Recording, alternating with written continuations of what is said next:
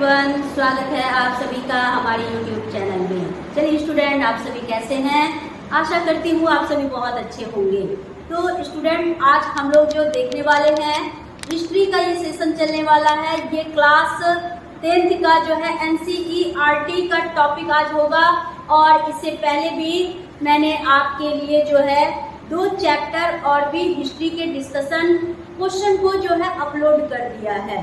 तो चलिए हम लोग अगर डिटेल्स देख लेंगे, चैप्टर बाय चैप्टर अगर क्वेश्चन डिस्कस कर लेंगे तो आई होप आपके क्वेश्चन छूटेंगे नहीं आगामी बीपीएससी टीआरई फेज 2 में। तो अगर, क्योंकि हमारा वादा है आपसे, क्योंकि आपकी सफलता ही हमारी पहचान है।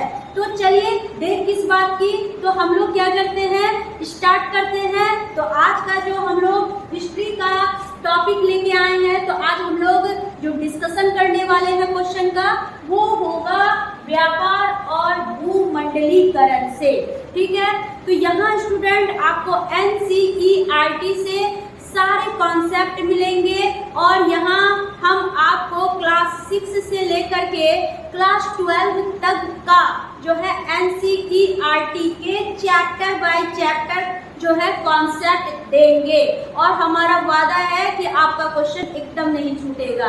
तो चलिए देर नहीं कर कीजिए। तो जो भी हमारे चैनल पर नए हैं तो हमारे चैनल को कर लीजिए सब्सक्राइब और बेल आइकन दबा दीजिए।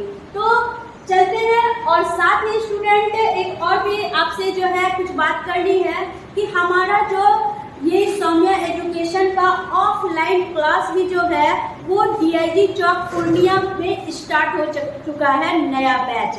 ठीक है, आप जो है मॉर्निंग और इवनिंग के जो है क्लास को कर सकते हैं। तो अगर आप सभी को हमारे ऑफलाइन क्लास का बेनिफिट चाहिए, ठीक है, तो आप हमारे इस स्क्रीन पर लिखे हुए नंबर पर कांटेक्ट कर सकते हैं।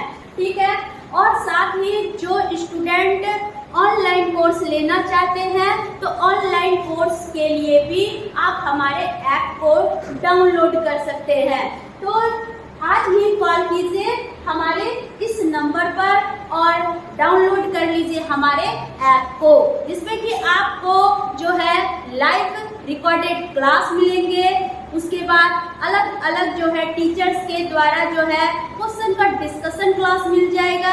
अलग अलग PDF नोट्स सारे जो है आपको घर बैठे मिल जाएंगे।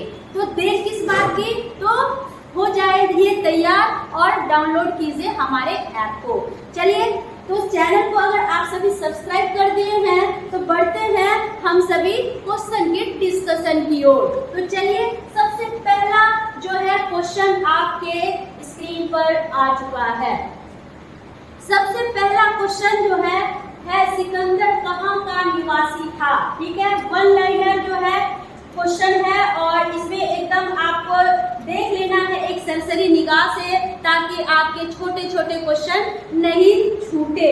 ठीक है, और सारी बात की ये जो हम आज पढ़ा रहे हैं व्यापार और भूमंडलीकरण, अगर आपको इसका डिटेल्स क्लास चाहिए तो ये भी आपको रिकॉर्डेड मिल जाएंगे। ठीक है, तो वो आपको हमारे ऐप में मिल जाएगा, तो और साथ ही नोट्स भी मिल जाएंगे। तो यहाँ हम आपको जो है दे रहे हैं सिर्फ और सिर्फ ऑब्जेक्टिव क्वेश्चन का डिस्कशन, क्योंकि एग्जाम बहुत नजदीक है।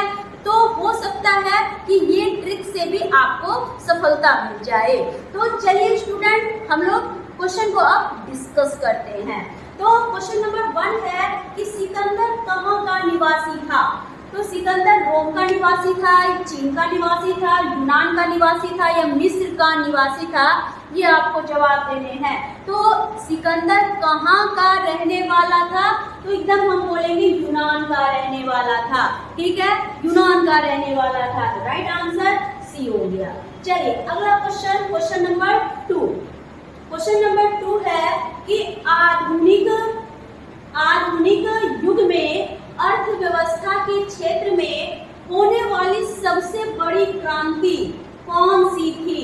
तो आधुनिक युग में अगर अर्थव्यवस्था के क्षेत्र में होने वाली सबसे अगर बड़ी क्रांति की बात कही जाए तो सबसे बड़ी क्रांति कौन थी? तो ऑप्शन है आपका वाणिज्यिक क्रांति, जिसको कि हम कॉमर्शियल रिवॉल्यूशन कहते हैं, औद्योगिक क्रांति यानी इंडस्ट्रियल रिवॉल्यूशन, साम्यवादी क्रांति, और चौथा है भौगोलिक खोज।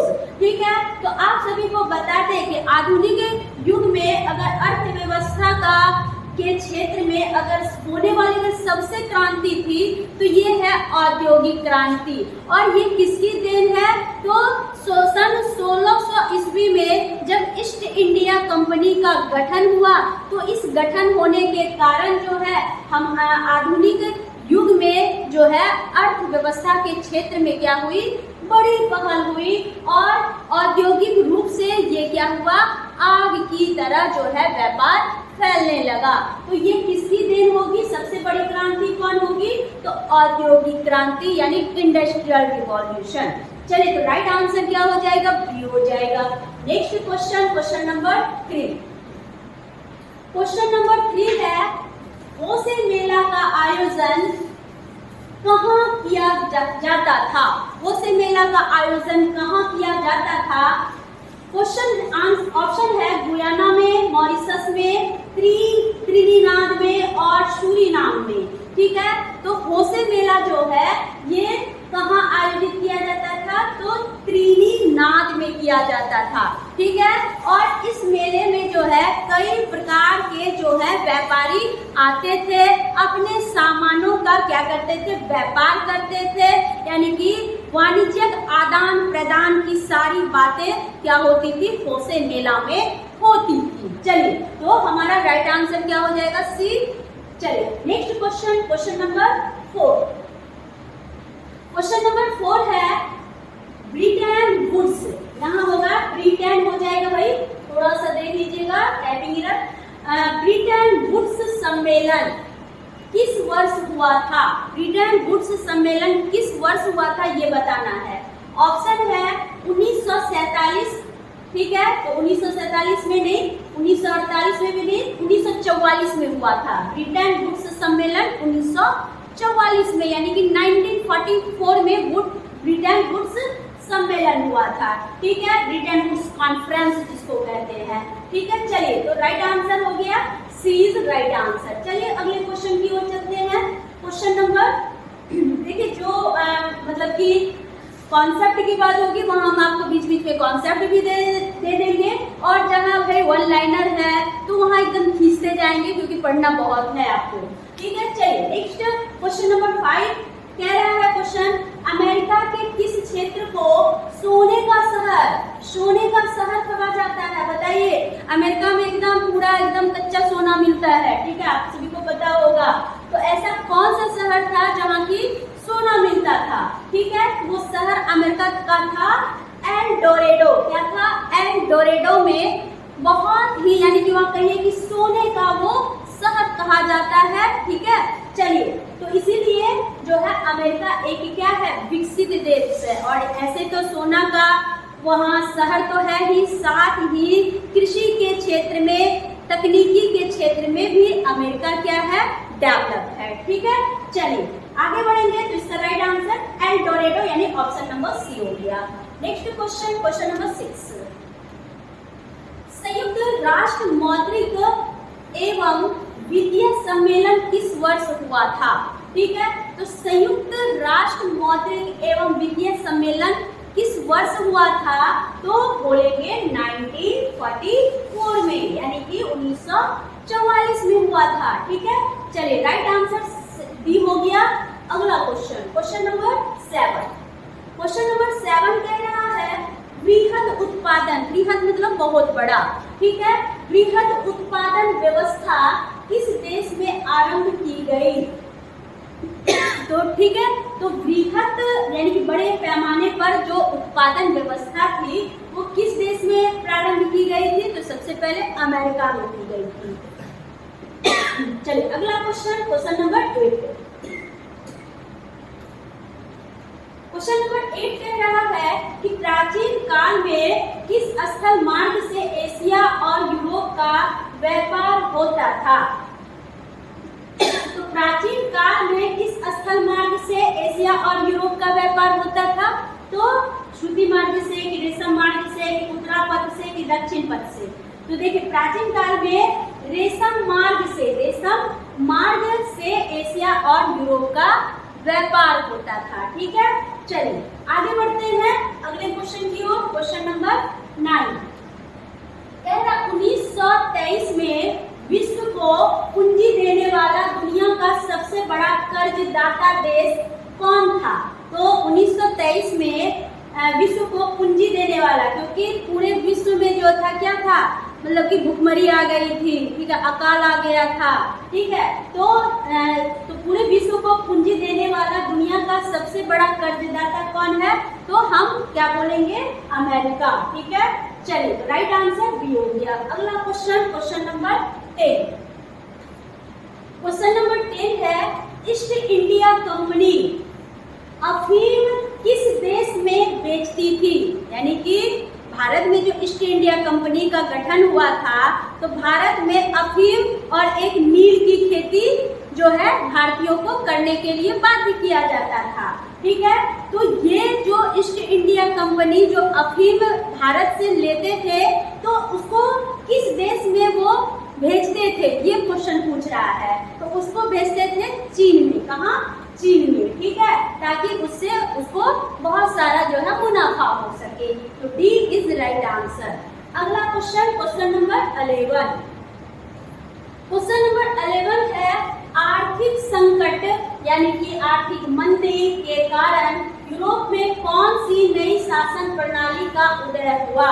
ठीक है, तो आर्थिक मंदी के कारण जो है यूरोप में जो नई शासन प्रणाली का उदय हुआ वहाँ था फासीवाद और नाजीवाद शासन व्यवस्था का। हिटलर और मुसोलिनी का क्या हुआ था? शासन काल आ गया था। ठीक है, तो चलिए तो राइट आंसर क्या हो जाएगा? सी हो जाएगा। Next question, question number 12। Question number 12 है कॉमन लॉ किस देश में पारित किया गया था? ये कॉमन लॉ क्या था इसको समझिए। ये मकई पर क्या था, यानी कि मकई बेचने पर या उसके उत्पादन पर रोक लगा दिया गया था। यानी कि जो भी मकई का उत्पादन होता था उनको क्या किया जाता था, किसान नहीं बेच पाते थे, उनको क्या करती थी, यानी कि सरकार क्या करती थी, बेचती थी। कहाँ की सरकार? ये कॉमन लॉ कहाँ लागू हुआ था? कहाँ का सरकार बेचती थी? ब्रिटेन का। ठीक है, जिसके कारण किसानों की स्थिति दयनीय हो गई थी और इतना मतलब कि दयनीय हो गई कि वो लोग खाने को भी जो है क्या होने लगे, मतलब कि मरने लगे, यानी कि एकदम भुखमरी आ गई थी, अकाल आ गया था। तो बाद में तब सरकार को क्या करना पड़ा, कॉमन लॉ को हटाना पड़ा। ठीक है, तो चलिए तो ये कॉमन लॉ का संबंध किससे है? ब्रिटेन से था। ठीक, किस देश में पारित किया गया था? तो ब्रिटेन में पारित किया गया। तो राइट आंसर डी हो गया। अगला क्वेश्चन, क्वेश्चन नंबर 13। आलू अकाल किस देश में हुआ था? ठीक है, आलू अकाल किस देश में हुआ था? तो एक ट्रिक याद रखिएगा, आ से आलू, आ से आयरलैंड। ठीक है, चलिए आयरलैंड में आलू अकाल आया था। ठीक है, चलिए समझ में आ गया। कहने का मतलब क्या कि वहाँ आलू का उत्पादन होता जो था तो वो का क्या होने लगा, ब्रिटेन आलू जाने लगा। ठीक है, और ब्रिटेन जाने लगा क्योंकि ब्रिटेन के लोगों को आलू बहुत अच्छा लगने लगा, इससे वो ऊर्जावान हो गए और वो क्या होने लगे, बहुत अधिक जो है मतलब कि परिश्रम करने लगे। तो क्या हुआ कि धीरे धीरे आलू की में क्या होने लगी, अकाल आने लगी, उसकी गिरावट, उसके मतलब कि उत्पादन में धीरे धीरे क्या होने लगा, गिरावट आ गया। और साथ ही ये बातें थी कि चेचक का जो मतलब कि बीमारी था जो कि कहाँ, अमेरिका में जो है यूरोप के द्वारा लाया गया था। और उस बीमारी के कारण क्या हुआ था कि खास करके खेतों में भी इसका क्या हुआ था, प्रकोप पड़ा था, जिसके कारण खेती जो है वो खास करके आलू की क्या हो गई थी, सही रूप से उत्पादित नहीं हो रही थी, जिसके कारण क्या हुआ था, आयरलैंड में आलू अकाल का सामना करना पड़ा था। ठीक है, चलिए तो राइट आंसर क्या हो गया, बी हो गया। अगला क्वेश्चन, क्वेश्चन नंबर 13 के बाद हम लोग देख लेंगे 14। पास्ता सिसिली, पास्ता सिसिली आप लोग चाउमीन वोमीन खाते हैं ना, तो चाउमीन वगैरह कहाँ से आया, चाइना से यानी चीन से आया ना। ठीक है, तो चाउमीन का ही इटली में चाउमीन को क्या बोलते हैं? पास्ता सिसिली बोलते हैं। तो पास्ता सिसिली में किसके द्वारा ले जाया गया? तो पास्ता सिसिली जो है इटली किसके द्वारा ले जाया गया था? यानी चाउमीन जो है मतलब ये पास्ता सिसिली जिसका नाम है इटली में, ये किसके द्वारा ले जाया गया? तो अरबों के द्वारा। ठीक है, अरबों के द्वारा। तो राइट आंसर बी हो गया। चलिए अगला क्वेश्चन, क्वेश्चन नंबर 15। क्वेश्चन 15 कह रहा है कि अंतरराष्ट्रीय आर्थिक विनिमय का प्रवाह किस पर आधारित नहीं है? ठीक है, तो अंतरराष्ट्रीय आर्थिक विनिमय, इंटरनेशनल इकोनॉमिक एक्सचेंज का जो प्रवाह है, फ्लो है, वो किस पर आधारित नहीं होगा? क्या व्यापार पे आधारित होगा? है, व्यापार पे आधारित होगा? यहाँ कह रहा नहीं होगा। ठीक है, नेगेटिव है, थोड़ा इस पे ध्यान देंगे। तो किस पे आधारित नहीं होगा भाई? तो हम बोलेंगे उद्योग पर आधारित नहीं होगा, यानी कि यही सही होगा। जो नहीं होगा वही सही होगा। ठीक है, बाकी व्यापार पर आधारित होगा, ठीक है, श्रम पे आधारित होगा, पूंजी पर आधारित होगा। तो उद्योग पर अंतरराष्ट्रीय आर्थिक विनिमय जो है वो आधारित नहीं होगा। राइट आंसर डी हो गया। अगला क्वेश्चन, क्वेश्चन नंबर 16 कह रहा भूमंडलीकरण शब्द का इजाद किसने किया? यानी भूमंडलीकरण जिसको हम ग्लोबलाइजेशन कहते हैं। तो भूमंडलीकरण शब्द का इजाद किसने किया? तो बोलेंगे जॉन विलियमसन ने। जॉन विलियमसन ने पहली बार भूमंडलीकरण यानी ग्लोबलाइजेशन शब्द का इजाद किया, यानी आविष्कार किया, निर्माण किया। तो राइट आंसर डी हो गया। नेक्स्ट क्वेश्चन, क्वेश्चन नंबर 17 कह रहा है कि WTO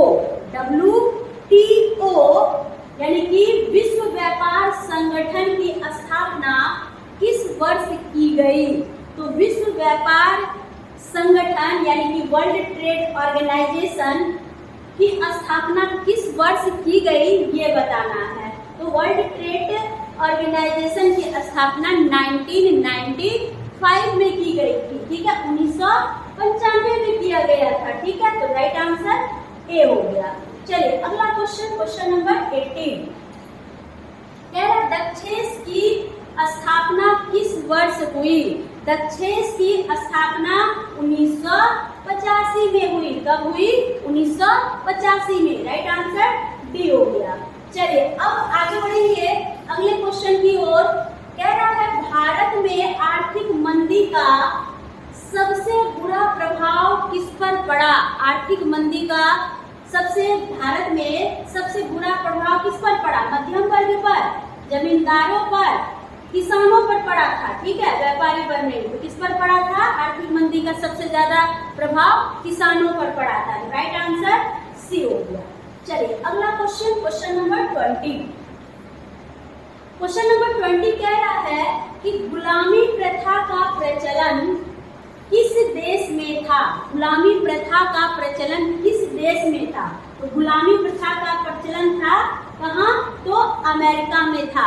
ठीक है, जब यूरोप और ब्रिटेन के लोगों ने क्या किया था, यानी खास करके ब्रिटेन से जो चेचक, यूरोप के द्वारा जो चेचक नामक बीमारी आई थी और अमेरिका के लोगों को प्रभावित की थी, क्योंकि अमेरिका के लोगों का जो इम्यूनिटी पावर था वो चेचक से लड़ने के लिए जो है प्रभावी नहीं था, जिसका मौका का फायदा उठा करके, क्योंकि वहाँ की सैन्य शक्तियाँ जो थी वो क्या थी, बीमारी के कारण कमजोर हो गई थी, जिसके कारण क्या हुआ था, इसका फायदा उठा करके यूरोप ने अमेरिका पर क्या किया था, यानी आक्रमण कर दिया था। और क्या किया था, मतलब जिसमें कि अमेरिका पूरी रूप क्या हो गया था, पूरी रूप से गुलाम हो गया था। तो गुलामी प्रथा का प्रचलन किस देश में था? तो बोलेंगे अमेरिका में था। फिर धीरे धीरे धीरे अमेरिका को सही मतलब कि रास्ते आने में क्या लगा, समय लगा। साइंस और टेक्नोलॉजी का उन्होंने यूज किया और धीरे धीरे फिर से अमेरिका पुनः जो है एक उभरता हुआ देश के रूप में जो है सामने आया और आज अमेरिका क्या है, विकसित देश की श्रेणी में माना जाता है। इसलिए हमारा जो है क्या देंगे, गुलामी प्रथा तो कहाँ आई थी, तो अमेरिका में जो है आई थी। ठीक है, चलिए आगे बढ़ेंगे हम लोग। नेक्स्ट आगे बढ़ते हैं। नेक्स्ट, चटनी म्यूजिक किस देश में मशहूर चटनी म्यूजिक, ठीक है। हाँ, ऐसे तो आप लोग बहुत सारा म्यूजिक सुनते होंगे, ठीक है। लता का सुनते होंगे, नेहा कक्कड़ का सुनते होंगे, ठीक है। लेकिन वहाँ है चटनी म्यूजिक। चटनी म्यूजिक जो है ये कहाँ, किस देश में मशहूर था? तो चटनी म्यूजिक सुना जाता था कहाँ?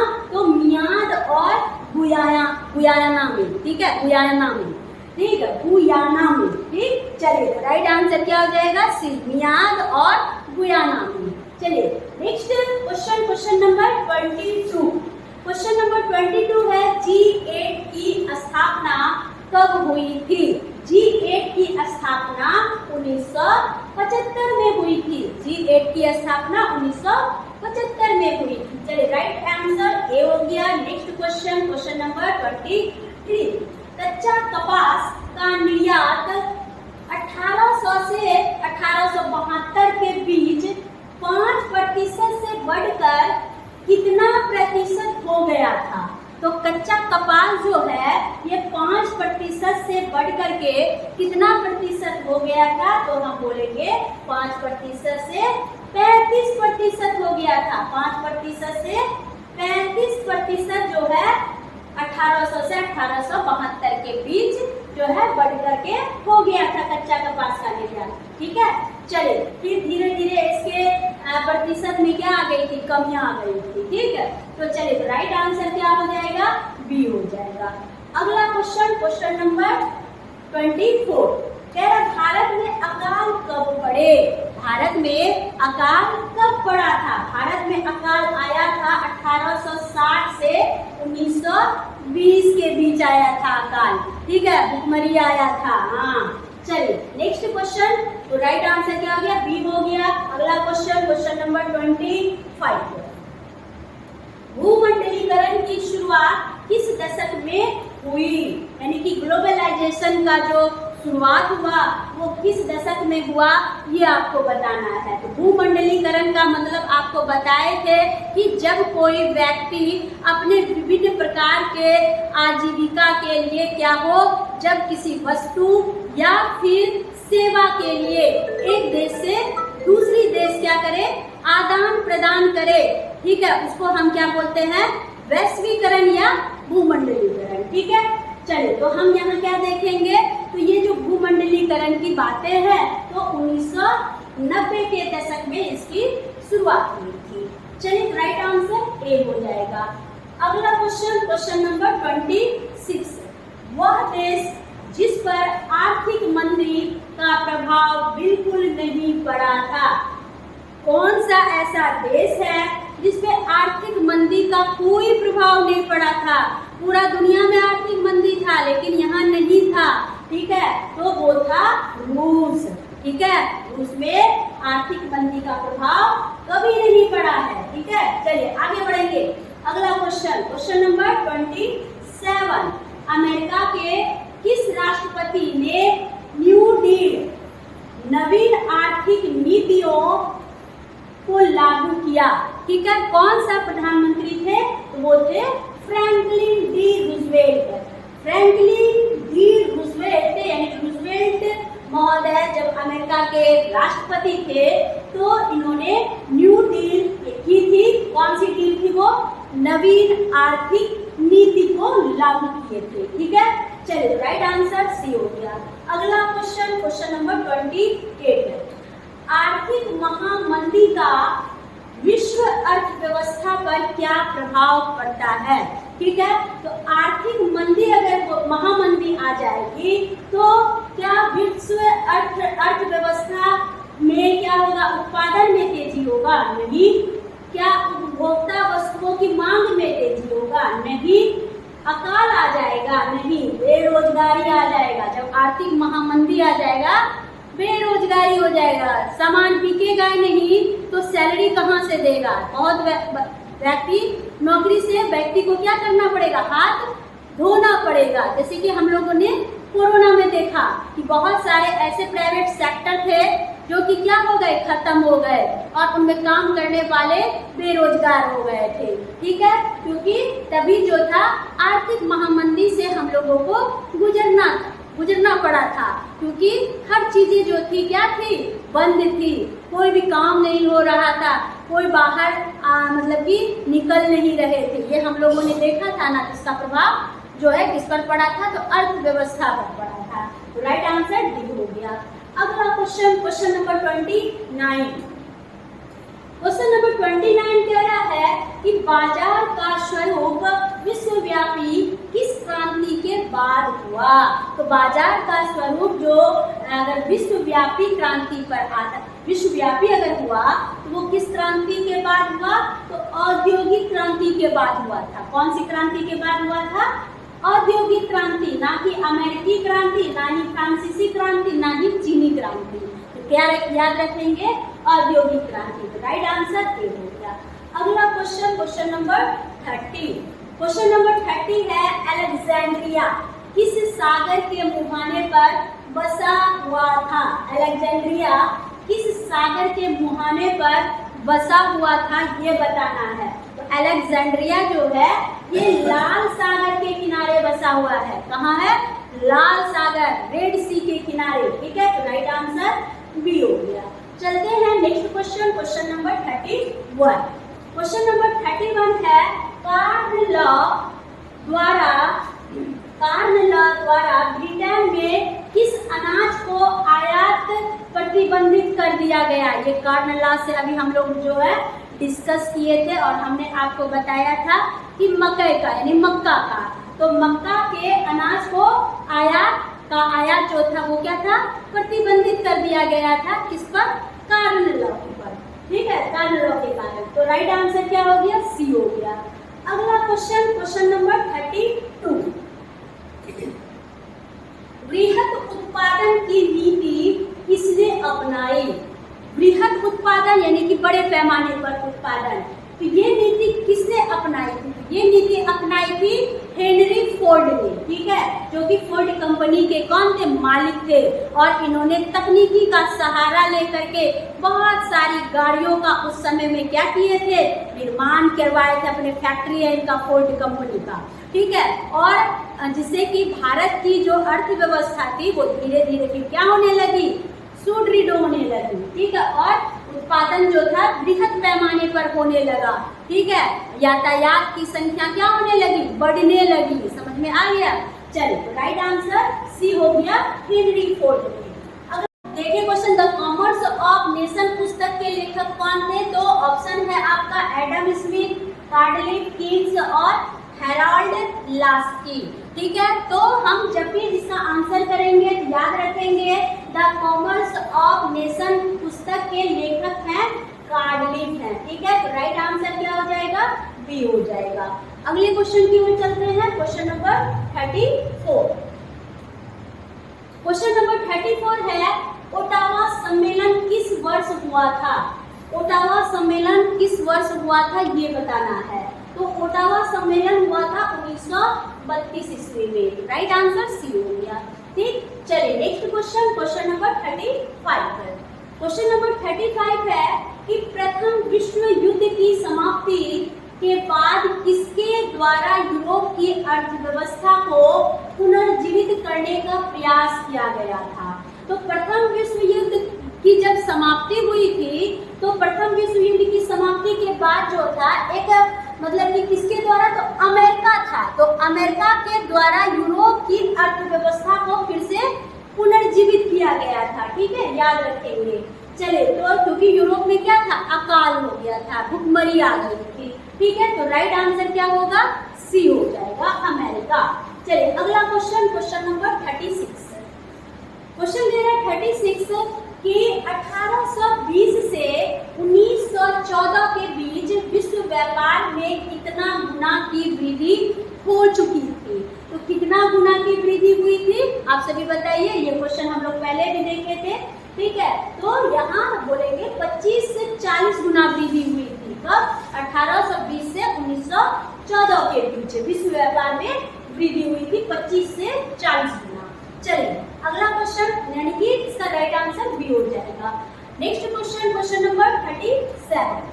क्वेश्चन नंबर 37 कह रहा है कि अमेरिका मुद्रा का नाम क्या है, यानी कि अमेरिका में से इंडिया में रुपया चलता है, तो अमेरिका में मुद्रा का क्या नाम है, ठीक है, ये बताना है।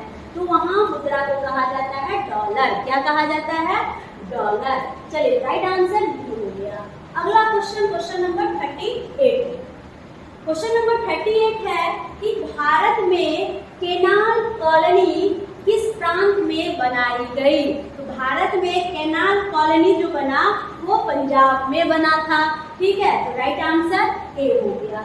अगले क्वेश्चन की ओर चलेंगे, क्वेश्चन नंबर 39। इंग्लैंड कपास का आयात मुख्य रूप से कहां से करता था? तो इंग्लैंड कपास का आयात कहां से करता था? तो सबसे ज्यादा कपास भारत से, ठीक है, भारत से इंग्लैंड कपास का आयात करता था। तो राइट आंसर ए हो गया। अगला question, question number 40। Question number 40 में हम क्वेश्चन देखेंगे, कह रहा है पेरिस शांति समझौता कब हुआ था? तो पेरिस शांति समझौता 1919 में हुआ था, ठीक है, राइट आंसर बी हो गया। अगले क्वेश्चन की ओर चलेंगे, क्वेश्चन नंबर 41। भारत के किस प्रदेश से अधिकांश गिरमिटिया श्रमिक बाहर ले जाए गए? गिरमिटिया श्रमिक का मतलब हुआ बंधुआ मजदूर, ठीक है।